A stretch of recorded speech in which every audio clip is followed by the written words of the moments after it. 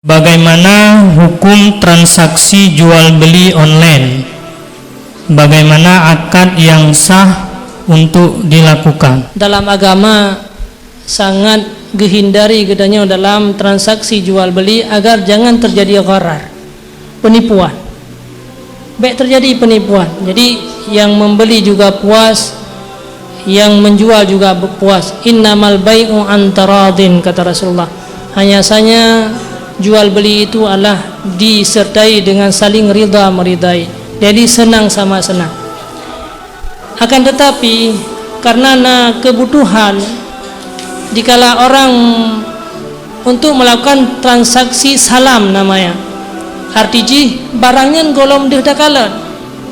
Sebab yang dasar yang namanya jok peng yang hana ikalan langsung, jok barang yang hana takalan kata lakukan akad hana sah, itu dasarnya. Tapi karena sangat dibutuhkan bek salam, artinya gedanya wadah dah beli barangnya hana takalan tapi tak pesan ke hana takalan barang tapi tak pesan, maka agama gemudahkan sehingga gebolehkan di dalam kitab disebut dengan bek salam. Arti bek salam putra bahwa boleh gedanya hana takalan barang tapi tak beli barang. Di saat urangnya kalain lam menyajaman bek salamnya peng wate tajuk langsung naik kalan, tapi barang ji hagai golom tru nyanggeun dengan bek salam, artinya barangnya disifatkan dalam zimmah, barangnya disifatkan disebut nama hana langsung di takalan tapi peng di takalan, peng ji deh takalan, itu masih dibolehkan. Tapi yang dasar ji barang bedakalan peng bedakalan, itu yang dasar syariat kupu supaya terhindar daripada gharar. Duda kebolehkan lam barang hana takalan peng agai di takalan jid, maka disyaratkan dalam bek salam bertajuk peng langsung di dalam akad. Kemudian urang terjadi bek online, le urang publa barang le urang bela barang hana kalan barang, le urang publa barang hana kalan peng, maka itu namanya bek dainan bidainin atau bek gaib an gaib. Dalam kitab menjelaskan itu tidak sah, hana sah bek online ya. Jadi tabla barang di Medan, le tabla barang watai kirim ka lain, tak pulang lom gede karugo akan pepet siro tu. Padahal disyariatkan bek adalah semata-mata untuk kita sebagai membantu orang lain. Gara-gara atanya publa beri dukna ka sehat orang lain, gara-gara atanya publa makanan dukna ka merempak kebaikan. Jadi orang yang publa nafala, orang yang terima nafala. Tapi dikala kita lakukan sesuatu yang melanggar syariat, akhirnya bek yang dijadikan sebagai nilai-nilai ibadah, emas yang lu pegah menau, akhirnya menjadi racun bagi kita jad ke sebuah kezaliman. Maka bolehkan dalam agama untuk melakukan bek online hansa. Jadi hansa apakah hansa bek online? Karena peng golom diterima le urang yang publa barangnya golom tak terima le gedanya. Cuman solusinya bagaimana?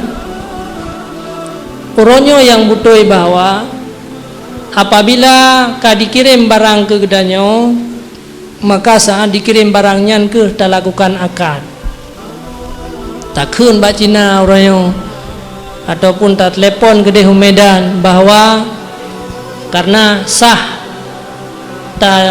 transaksi lewat telepon itu sah.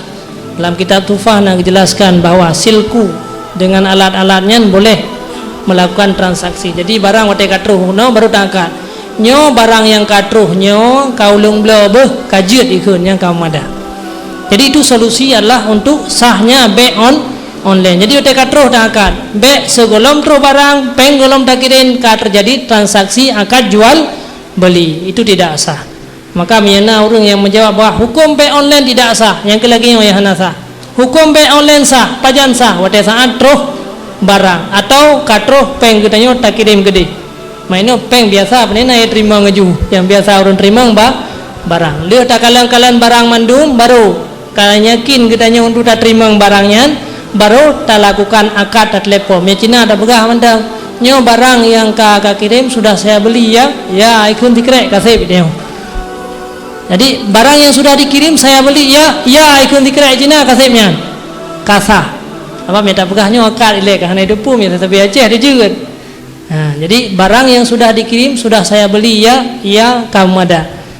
Karena ini dalam syarat akad jual beli hana mesti dari orang yang publau phone akad, jeut dari orang yang terima phone. Kabla barang kelong boh jeut ikun kabere. Jadi boleh demikian.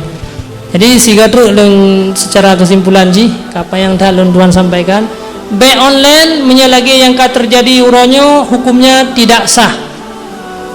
Konsekuensi wate hana sah, konsekuensi gino orang. Wate kahana sahayan putra demang kelanjutan bahwa barang yang tanyo blonyan hana ta miliki. Peng yang kita kirimnya hana dimiliki oleh orangnya. Oh, atanya kadi ikhlaskan kepada gedanyo, kake kasah tak milik oleh gedanyo. Tapi buat gedanyo hukumnya haram. Buat gedanyo yang lakukan setiap saat lagian hukum jihad haram. Karena gedanyo talabbus bil aqdil fasid. Gedanyo selalu melakukan akad jual beli yang tidak sah. Maka bank online hana sah. Menyalagi yang terjadi uronyo. Apalagi uronyo ka model belau dolar lam komputer. Terima hana kali dalam kait tamah li penginan, kali kurang inan, kali bungeh tu tiro dinan. Maka atanya tetap tidak boleh. Jadi bank online hana sah kecuali barang kai kirim, berarti katakan barang kemudian baru kita lakukan akad. Kejelas